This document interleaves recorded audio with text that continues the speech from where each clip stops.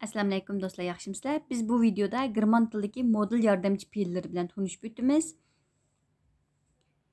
Masalan, sizlarga ozroq ulgu jumlalarni berdim. Masalan, Uyg'urcha chiqarsanglar, men suv uzalayman, men qila olmayman, men suzishni bilaman demakchi shunaqa. Va yoki ikkinchi jumla qarasang, men o'tgan yili suv uzalaydim, ammo hozir uzalmayman. Ya'ni qila olmayman yoki qila olmayman deganga o'xshash. Va yoki keyingi jumla qarasanglar, biz yugura olamiz. Men qahva ichishni xohlamayman. Sen sirtda o'ynasang bo'ldi, senga ruxsat bor. Men attiganlari boldir o'rnimdan turishim kerak. Cho'qim bundamda qilishim kerak veya lozim.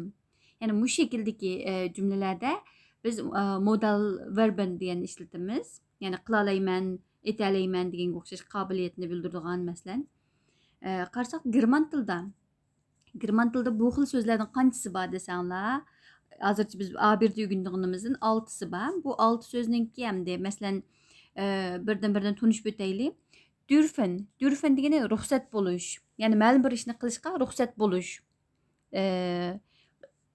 Ma'lum bir ishni qilishga ruxsat bo'lish, qilalash, qo'l keltirish degan ma'nolarni ifodalaydi.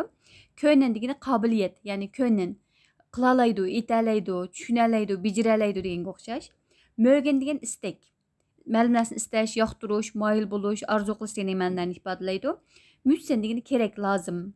Yani ma'lum bir narsani qilish lozim, kerak, bunda bo'lishi lozim deganga o'xshash. Zolen talab qilingan. Bundamda qilishi talab qilingan deganga o'xshash yerlarda ishlatildi. Oxirgisi volen istash. Bumu mögenga o'xshab qoldi. Volen degani istash, orzu qilish, talab qilish, muhtoj bo'lish deganday ma'nolarni bildiradigan jumlaning ichida ishlatildi. Bu video shunchalik bo'lsin. Keyingi videolarda men bu so'zlarni ayrim dürfenni ayrim, könnenni ayrim video qilib qisqa videolarni qilib ishlab sizlarga yo'llayman. Bu videoda keyingi videoda ko'rishaylik. Tschüss.